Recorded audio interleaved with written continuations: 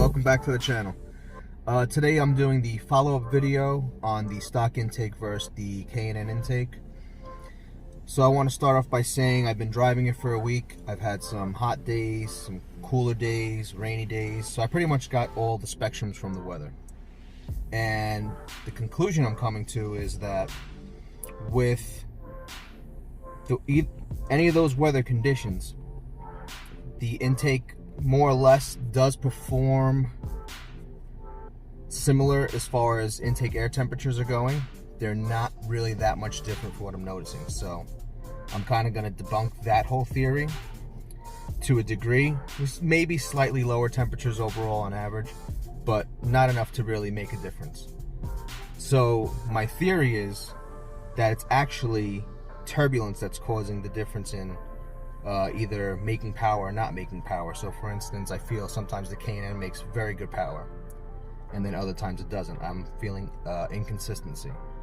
Now, since I had put this other intake in, the factory one, the consistency is there. Basically, it's like driving a naturally aspirated car to a degree. It's still, you still get a little turbo lag, yada yada yada, but whenever I call for power, it's there. It's not inconsistent. It's a lot more on point. Whereas before, sometimes it would make more power, sometimes it would make a little less. The only thing I can say is causing that would be air turbulence. So I'm gonna go to the front of the car and show you the difference in designs, and it's only my theory, but we'll see. So I'm gonna show you the front of the car and show you the difference. Alright, so now at the front of the car, I still have the factory intake in.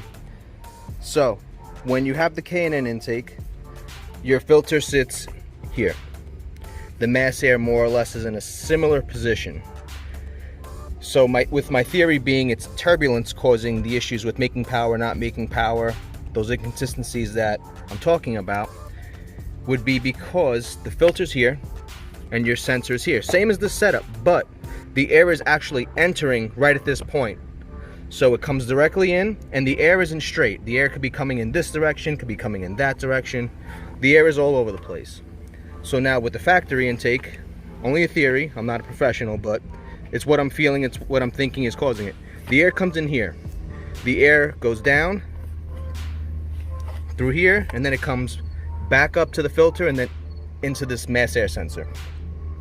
Once it gets to this point, the air is probably all going the same direction, therefore creating a more uniform flow of air, so this sensor could properly read what's actually going in, whereas the K&N intake cannot do it as well, only because, not that it's the intake's fault itself, but design for where this sits could be the issue, because like I said, if the air is coming in this way, it's coming in that way, it's coming in that way, there's all turbulence happening right within this sensor. So that's my theory. What I feel, seat of the pants, this is working better.